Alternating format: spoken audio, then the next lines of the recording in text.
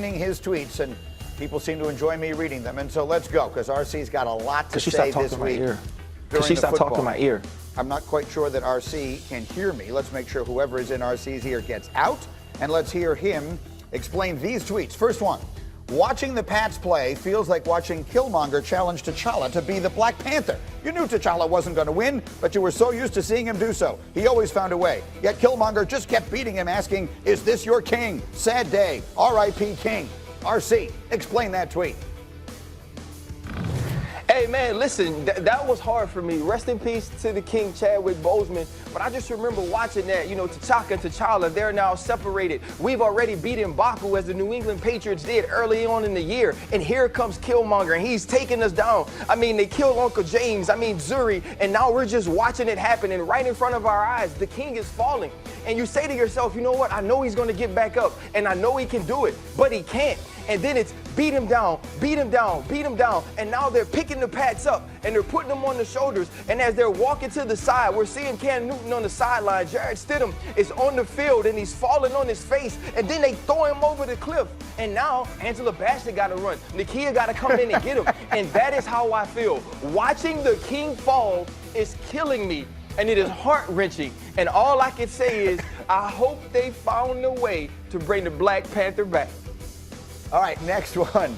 Next tweet is about Scotty Miller. Here we go. Boys better start reading the scouting reports on Tampa Bay. Running out there on Scotty Miller with that Wes Welker, Danny Amendola, and Jules Edelman mindset. Bro is a flat-out burner, and corners keep squatting their feet getting ran by. RC, I love this one. Explain that tweet.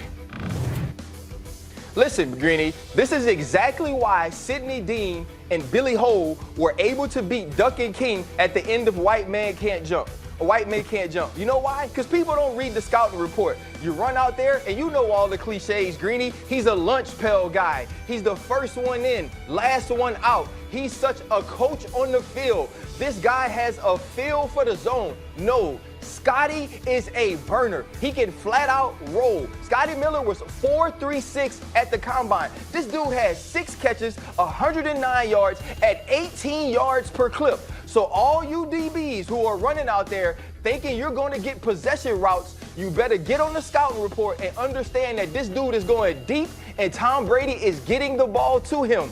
Do not be the dude that tries to bet that he can't dunk.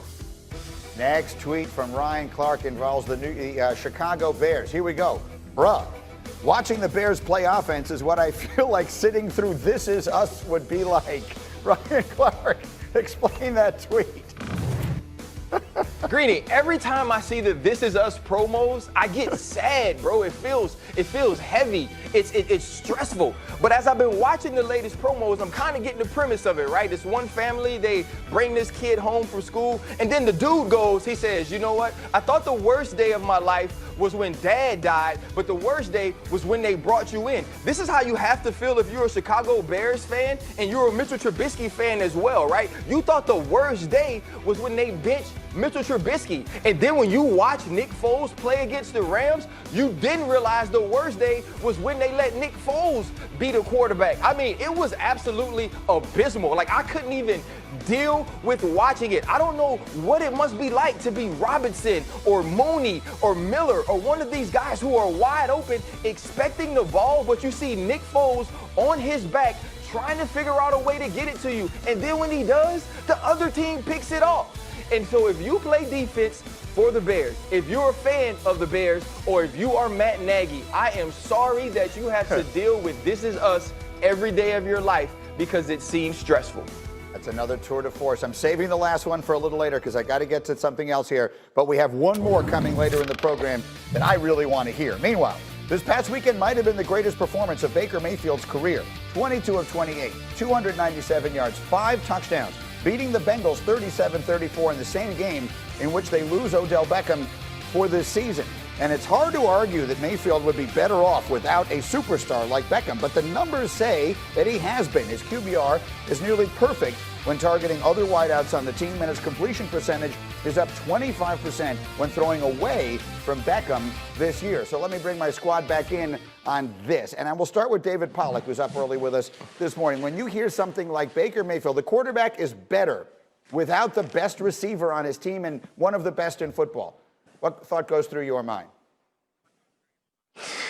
I think it's always frustrating to hear that, because when you got a talent like OBJ, that should never happen. But it kind of worked out that way this past weekend. But I think it's more about managing Baker than it is about OBJ and knowing who they are. And when you start the game with 4 out of 5 drop back passes, incompletions, hard passes, that's not what Baker Mayfield's going to succeed with. Baker Mayfield is one of the most rhythmic quarterbacks you'll find. You got to give him that easy stuff. You got to give him the run. When they got going in the second half, in the second quarter, when he got rolling and he got his 21 straight completions, it was a rollout. It was run. It was a bubble. He got his rhythm. It can now be play action. It can now be timing. Because when he gets in a rhythm and when he gets in timing, he's really, really good. So listen, you take away OBJ, I don't think the team becomes better. But if you coach better and protect Baker Mayfield and run the football and stick to that script, he will be better. So maybe without OBJ, they will do that more consistently, and you'll see a better, more consistent Baker Mayfield.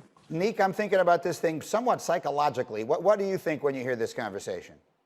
Yeah, I mean, I think that's kind of absurd, the idea that they get better when they have not as good players on the field. I think that I could understand that maybe Baker could feel the pressure of wanting to get the ball to Odell Beckham, and that could throw him off a bit, but I don't think the numbers necessarily support that. It's not that he's forcing the ball. If anything, I would love to see OBJ have more targets than he had, but to me, all that suggests is if your quarterback, if it is a psychological thing, then you got the wrong quarterback. If having somebody on your team that's really good makes your quarterback worse, then you got the wrong quarterback. I don't think that's the case, and I think that anyone who believes that the reason why Baker hasn't become the full Baker that we all expected him to be is because Odell Beckham is there, I think that's ridiculous. What do you think, RC? I think that this is hard for me because I got to go against 2 of my brothers and colleagues who I love very much, and Odell Beckham Jr., who is one of my favorite people and favorite players in the league. But Baker Mayfield is better without Odell Beckham Jr., and it's not an Odell Beckham Jr. problem. It's actually a Baker Mayfield problem. Baker Mayfield understands how to work the field a little bit better when Odell Beckham Jr. isn't there. Baker Mayfield seems to make the right decision on throwing to the open man when Odell Beckham Jr. isn't there. And the Cincinnati Bengals game was a direct example of that. He took the right throw at the right time. He got to the open guy, and he made things happen in a less complex route situation than he normally does with Odell Beckham Jr. So is it true? Yes. Is it Odell Beckham Jr.'s fault, though? No, it's not.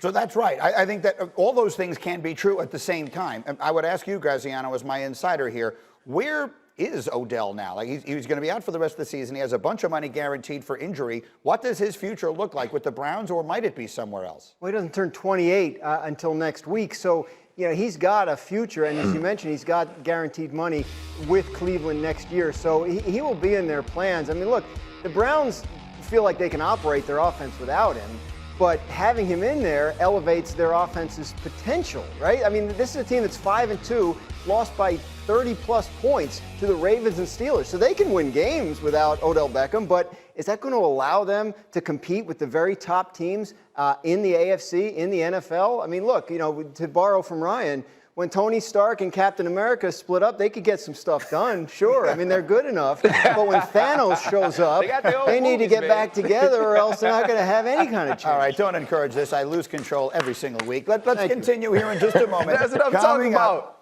Much more to do. Coming up for the second time in a month, LA is title town. How did the Dodgers do it, and why was this a bittersweet night all the way around? Answers on the way. Get up on ESPN.